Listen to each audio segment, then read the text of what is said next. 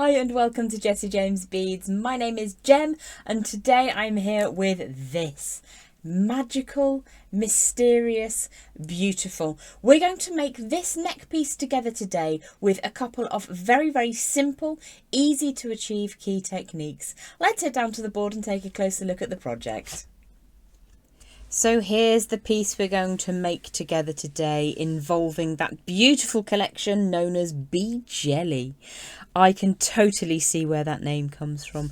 Beautiful aquatic designs, all clustered together with some very simple techniques. There's 3 basic techniques I'm going to share with you today, and once you thread those all up onto your preferred beading material, you can add yourself some wire guardians. I've popped on a little rhinestone magnetic clasp because it's beautiful and I think it really echoes what we're working with.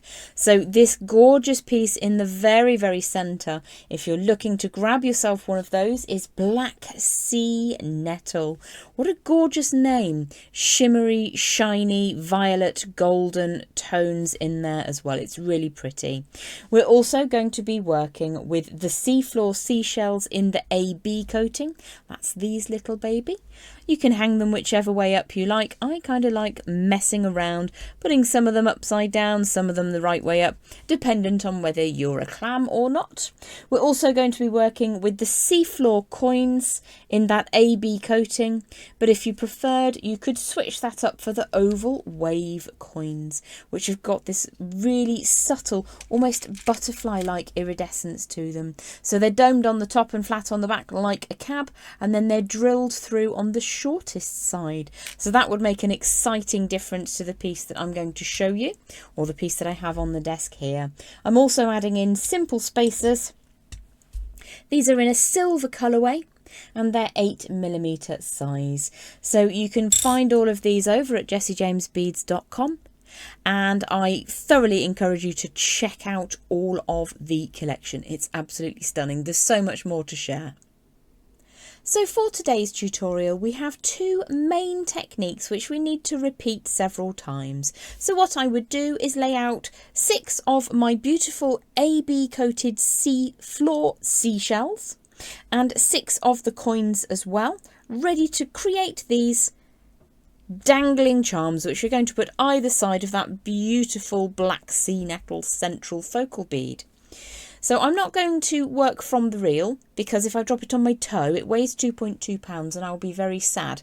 So I'm just going to replicate that by leaving a little loop on this end, so that what we need to do is just condition that wire very quickly, and I'm going to put the sharper end of my seashell onto that 18 gauge wire.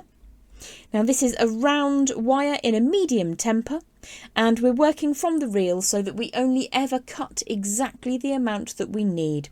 So I'm just going to slide that bead away for now, and I'm going to grab in some round nose pliers. Now you could use your memory wire finishing pliers, the smallest section on your multi-step bail makers, or you could use your trusty round nose pliers. And what we're going to do is create a basic 2-turn coil.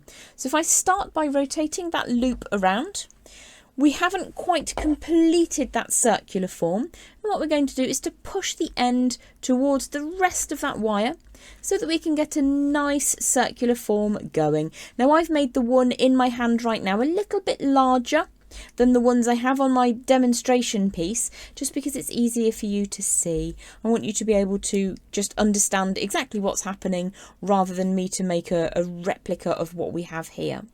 For me, being right-handed, I'm just going to flip that over, and then I'm going to grip a hold of the wire that comes away just past the point where it goes away past that start point. So we've gone around once, we go around a second time, and then we create a nice straight line coming away like a lollipop. So we've got that coil on the end of our wire. If you have scraps of wire on your table, then do feel free to use those. I do love mixing metal colours up. But what we're going to do is to grip across the coil we've just made, give it a bit of a squish to make it nice and strong. At that exact point that the tail of wire comes away, I'm going to put a little bend, and it's only a soft 45-degree bend. I'm then going to grip just past that and put another bend in. Now for now I'm not going to close that up, but as soon as we allow our seashell to slide into place, we're going to fix this and stop it from rotating.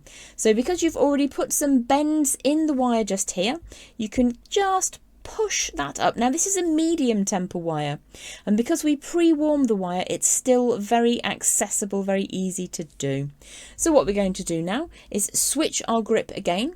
I'm going to put my thumbnail over the top of the bead to protect the bead whilst I draw this wire towards me. So the coil is behind and the angle I've pushed forwards comes in the opposite direction. We're then going to grab those round nose pliers again and create a circular form.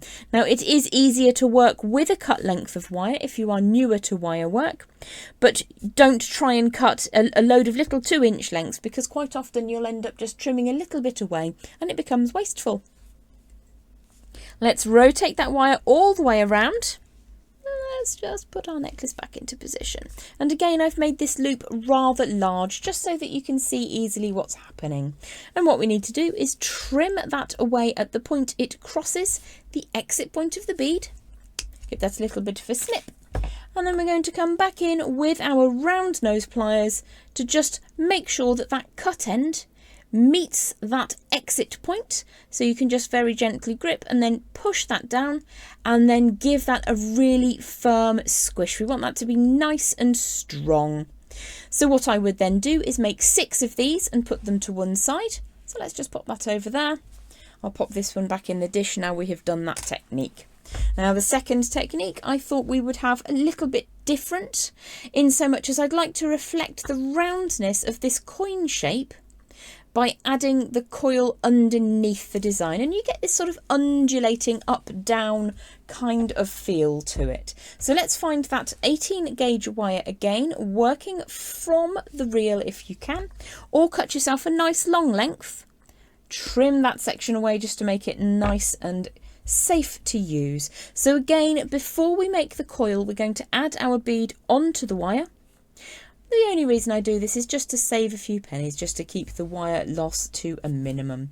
So scooch the bead down out of the way, and then again I'm going to make an oversized coil just so it's easy to see. So you'll notice I don't complete that circle, grip across the circular-ish form and then push it into your non-dominant hand. Allow that to rotate around for 2 passes of the wire. And we're going to do something very similar to the first time. So for me, I'm going to flip that over, grip the wire at the point it comes away, and turn that angle so that it comes up nice and straight, like it's a lollipop or a signpost. Then we're going to drop the bead down into position. And what we're going to do is I will do 3 with coils that scooch around clockwise, like you can see on this side of the necklace, and then 3 that move anti-clockwise. That's a level of commitment to symmetry that you don't have to undertake, but I kind of like it, so that's what I've done. You don't have to if you don't want to. So let's just assume we needed it to be moving in this direction. I'm going to put my thumb again over the top of that bead, bring the wire forwards, not terribly tight against the exit point on that bead. You could actually do that by hand. If you've just warmed that wire through, it will work for you. Just protect those beads. They're so pretty. I'd hate for them to be damaged. And then again, I'll do an oversized loop. Draw that around. What I tend to do is the first half of that round shape first, and then draw the tail underneath. Now what you might notice is that there's a huge gap there. That's absolutely fine. I'm just going to hold that. Imagine the crossover point. Trim that wire away with the flush side of my cutters. And then I'm going to push that open up bit. You see that's kind of gappy there, doesn't matter. Just going to push it down so the cut end meets that bead hole exit point. And again, I'm going to give that a really hearty strengthen. So my coil is at 90 degrees to my loop. and I just want that loop to be straight, strong and upright. So I will do 3 with the coils moving in this direction and 3 going the other way. The reason that you could do 6 all the same and just turn them over, but I very much prefer to have the smooth side of the wire without the cut showing forwards. It's a smoother, neater line. So let's pop that piece down for now. So if you do 6 of those and then 3 each of those, we're just going to add a little bit more detail down on this central section. So for the last piece, and in a way we're going to be highlighting that gorgeous black sea nettle bead, which I'll just grab in from the side. What we're going to do is use a round form. I have approximately 2.5 inches of that same 18 gauge medium temper wire. I'm just going to use my trusty mandrel. You could use your Beadalon round forms, you could use a marker pen, you could use a lotion lid, whatever you have available. I'm just making a bit of a horseshoe shape to start with, and I want to see if that's large enough. Nope, I have made an error. So if that happens to you, slide it back onto your round form or find a slightly larger round form. I'm just going to scooch that along until I enlarge that horseshoe shape enough that I think the bead will then sit in between. And what we're looking to do is just add a little bit of a highlight. So that's now a perfect fit. We're going to grab an extra seashell. Now on my design just here on the board, I put it the other way up because I kind of like playing with up-downness in designs. But today we're going to just use this one that we created together a second ago. Slide that onto your little horseshoe shape. Just gently open that out so the sides are now parallel to one another rather than that classic slightly tapering horseshoe. Now, in order to get perfectly matched loops, what I'm going to do is employ my memory wire finishing pliers. I'm going to use the smaller side. You could use the smallest pin on your bail makers. For this side, I'm going to rotate the wire away from me and round and round and round until the cut end of wire comes back on itself and meets the lovely horseshoe shape. Then I'm going to give that a squish. And because I'm right-handed, I'm going to flip it upside down. Now, instead of rotating away from me, this time I'm going to rotate towards me because I want both of these loops to be on the same side of the form. So just rotate, rotate, rotate until that cut end meets the horseshoe shape. And then give that a really lovely squish. I'm just going to push that a little bit to keep it more upright.